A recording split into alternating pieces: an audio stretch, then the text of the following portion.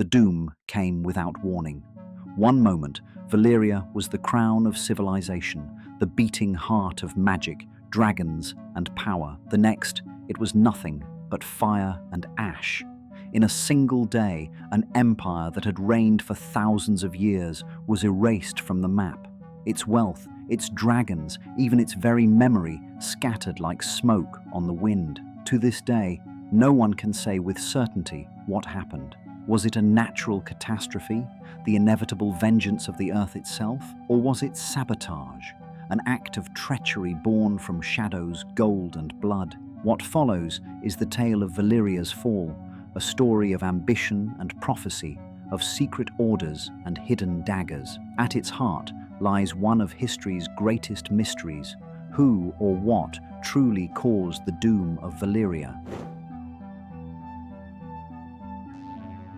For centuries, Valyria stood as the greatest wonder the world had ever known. Its towers of pale stone shimmered in the sun, its roads stretched across continents, and its magic bent the very laws of nature. The Valyrian freehold was not merely a kingdom, but an empire, an unstoppable force that spanned most of Essos. At its heart were the Dragon Lords, riders of living fire, who forged an age of conquest unlike any before. In Valyria, mountains yielded precious metals, fields bloomed fertile under volcanic ash, and sorcery thrived in ways that seemed divine. Valyrian steel, unmatched in sharpness and strength, became the mark of nobility across the world. To walk its streets was to glimpse the future, scholars, mages, and artisans unlocking secrets that others could scarcely imagine. Valyria was not just powerful, it was eternal, or so its people believed. Then came the day that shattered everything. Without warning, the 14 flames, the chain of volcanoes upon which Valyria was built, erupted in unison. The sky split open with fire as mountains tore themselves apart. Ash blotted out the sun. Molten rivers consumed entire districts. Dragons shrieked as they tumbled from the heavens, their wings scorched by storms of flame. The seas themselves boiled, churning into a smoking maelstrom that swallowed ships and coastlines alike. In the span of a single day, the pride of the world was gone. The towers of Valyria crumbled into rubble, its libraries and treasures turned to ash. Thousands of years of knowledge, culture, and magic disappeared forever. Even the mighty dragon lords, who had once seemed like gods, perished alongside the slaves they had ruled. What remained was silence, a blackened wasteland where nothing living could endure. To those who survived far beyond Valyria's borders, it seemed as though the gods themselves had reached down to strike the empire from the earth. But the question that lingered, then as now, was chilling. Was this the vengeance of nature, or the hand of something far more deliberate? With Valyria's fall, a silence spread across the world, an absence not only of empire, but of the very forces that had defined it. The magic of the freehold, so bold and terrifying, seemed to vanish overnight. Glass candles, once glowing beacons of sorcery, went dark. The art of forging Valyrian steel was lost, leaving only the surviving blades as relics of a bygone age. Even wildfire, long tied to the secrets of Valyria, flickered with diminished potency. For generations afterward, scholars mocked the very idea of magic. In Westeros, the maesters dismissed sorcery as little more than superstition. As Maester Luwin once told young Bran Stark, perhaps magic had once been strong, but now it was nothing more than the wisp of smoke left after a fire has burned out. Valyria, it seemed, had been the last ember, and that ember was gone. The doom of Valyria was not merely a tragedy, it was a turning point in history. Without the Freehold's dragons, no empire rose to dominate Essos in its stead. The Targaryens, who had fled to Dragonstone, would one day forge their own destiny, but the world they inherited was shaped by absence. Where once fire and magic had ruled, there now spread uncertainty, opportunity, and fear. Yet beneath the ashes, questions smoldered. Had the doom truly been a natural catastrophe, Or had something or someone helped extinguish the flame of Valyria? Valyria was not simply a city, it was a marvel balanced on the lip of the abyss. The source of its power lay beneath its very feet, the 14 flames, a ring of volcanoes whose molten hearts provided everything the freehold needed. From their fiery depths came fertile ash for crops, rivers of precious metal for forges, and, according to legend, the dragons themselves. The Dragon Lords believed the volcanoes were not merely natural wonders, but conduits of their magic. Fire mages tended to them constantly, weaving spells to quiet the rumbling earth and hold back destruction. To the Valyrians, this was no reckless gamble.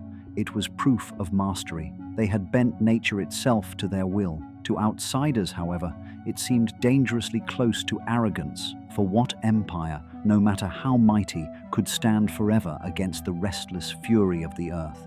When the doom came, it was easy for many to call it inevitable. 14 volcanoes erupting at once was no ordinary accident. It was cataclysm magnified. Yet whether it was the result of neglected wards, faltering magic, or deliberate sabotage remains the question that haunts history. Some maesters insist it was simply misfortune, a natural calamity written in the fault lines of the earth. Others whisper that the Valyrians dug too deep into forbidden sorcery, awakening powers they could not control, and still more claim that the doom was not destiny at all, but design. Beneath Valyria's glittering streets stretched endless tunnels and mines, where slaves toiled in unbearable heat, clawing at rock and fire in the shadows of the 14 flames. From this misery was born a brotherhood unlike any other, the Faceless Men. Legends tell of the first among them, who answered the desperate prayers of a slave begging for release. He gave the man the first gift, death, but soon he granted the same gift to a cruel master, declaring that death belonged to all, highborn or low. Thus began a creed, Vala Morgulis, all men must die. As the centuries passed, the Faceless Men grew into a secret order, their god one of many faces, their service an economy of death. They claimed no allegiance but to sacrifice itself. And long after Valyria's ruin, whispers persisted that they had played a role in the doom, striking at the very heart of the empire that had birthed them. If Valyria's power rested on the vigilance of fire mages who kept the volcanoes in check, then the key to its downfall lies in their deaths. Were these guardians simply overwhelmed by nature's fury, or were they slain? Septon Barth, one of the rare scholars unafraid of uncomfortable truths, suggested that the spells binding the 14 flames faltered because the mages were silenced. And if there were any group capable of killing them all in one coordinated strike, it was the Faceless Men. Centuries later, the Order would even hint that they had delivered death not only to slaves and masters, but perhaps to the Empire itself. If so, the doom was no mere accident of fire and stone. It was assassination on a scale the world had never seen. Not all were caught unprepared. Nearly a century before the cataclysm, Daenerys Targaryen was seized by a vision of fire and death. In her dreams, she saw Valyria consumed by ash and flame, its towers crumbling, its dragons screaming as they fell from the skies. She pleaded with her father, Lord Enar Targaryen, who trusted her gift. He abandoned Valyria, sailing west to Dragonstone. When the doom finally came, it vindicated Daenerys. The Targaryens survived where every other Dragon Lord perished. Yet the nature of her dream remains a mystery. Did she glimpse the hand of fate, or the hand of conspirators already plotting Valyria's end? Whatever the truth, her family's escape would change the course of history, paving the way for their conquest of Westeros centuries later. Another prophecy surfaced in later accounts, darker still. Valyrian sorcerers, it was said, foresaw that the gold of Casterly Rock would bring about their doom. At first glance, this seems absurd. How could a distant Westerosi house wealthy though it was, threatened the mightiest empire on earth. Yet prophecies rarely speak plainly. The Lannisters were famed for their endless veins of gold, rivaling any treasure hoard. If that wealth were ever turned against Valyria, whether through steel, sorcery, or hired knives, could it not fulfill the vision? Some dismissed the tale as rumor, others as an allegory. But centuries later, when gold, steel, and shadows began to weave into the story of Valyria's fall, the prophecy no longer seemed so easily ignored. In the centuries before the Doom, Valyrian smiths occasionally sold blades to the nobility of Westeros. These rare swords became heirlooms, symbols of power that endured long after their makers vanished. The Lannisters of Casterly Rock, proud and ambitious, coveted such a prize above all. Yet when they sought to commission a blade, they were rebuffed. The Dragon Lord's refusal was no accident. Whispers of prophecy hung over the freehold, that the gold of Casterly Rock would spell Valyria's destruction. Superstitious or not, the Valyrians would not risk it. The Lannisters' gold was plentiful, their desire obvious, but every offer was met with silence. The greatest empire in history simply pretended the Lions of the Rock did not exist. And yet, sometime in the century before the Doom, the Lannisters succeeded. Brightroar, their famed Valyrian steel sword, entered their possession. The chronicles note that the price they paid was staggering, enough gold, it was said, to raise an army. But the records are curiously vague about how the sword was obtained. It was not forged for them, at least not openly, nor is there mention of another Westerosi house parting with its heirloom. Brightroar seemed simply to appear, a blade of legend bought with rivers of gold. Suspicion naturally follows. If Valyria itself would not sell to the Lannisters, who would? Some believe the sword was brokered through hidden channels, perhaps even by the maesters of Old Town, who had access to Valyrian steel and the knowledge to reforge it. Others whisper of darker bargains struck in secret, where gold purchased not only a weapon, but the death of an empire. For when Brightroar found its way into Lannister hands, the doom was already approaching. The prophecy warned that Lannister gold would destroy Valyria, and perhaps, just perhaps, it already had.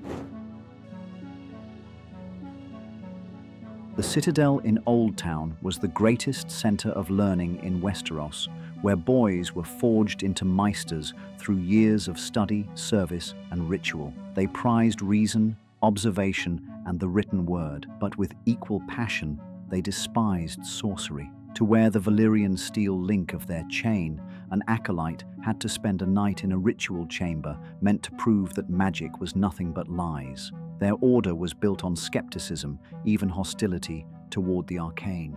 Yet for centuries, the maesters traveled to Valyria, studying in its libraries, gleaning what secrets they could. Somehow, they acquired stocks of Valyrian steel, enough to fashion links for countless maesters' chains. They even learned how to reforge old blades, though never how to create new ones. If any group had both access to Valyrian steel and the motive to undermine the freehold, it was they. To the maesters, dragons represented chaos, destruction, and the triumph of superstition over knowledge. And in the years before the Doom, Valyria's gaze had begun to turn westward. Its dragon lords settled Driftmark, then Dragonstone, their beasts soaring ever closer to Westeros. The maesters could see the writing on the wall. Sooner or later, the freehold's fire would consume their world. So the theory takes shape.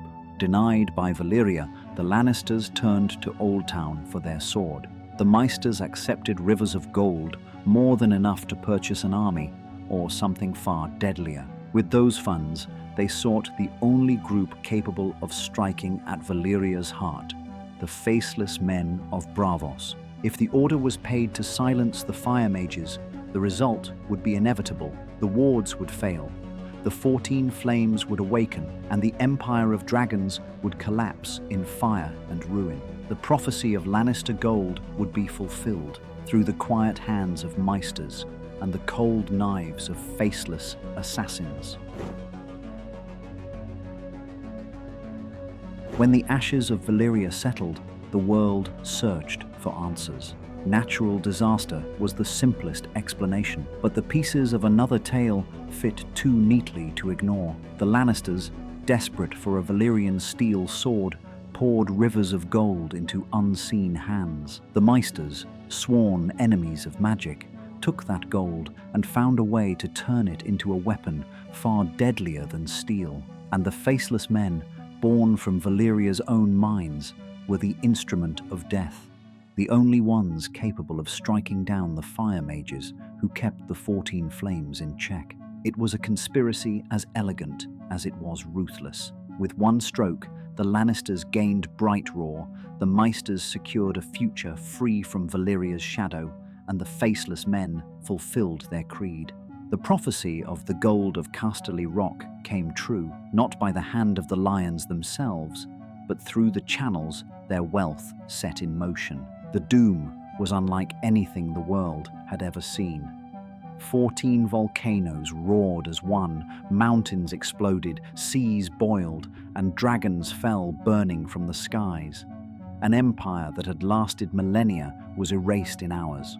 To some, it was punishment from the gods. To others, the inevitable vengeance of the earth. But to those who looked closer, it was too precise, too absolute, suspiciously like a plan fulfilled. We cannot know for certain.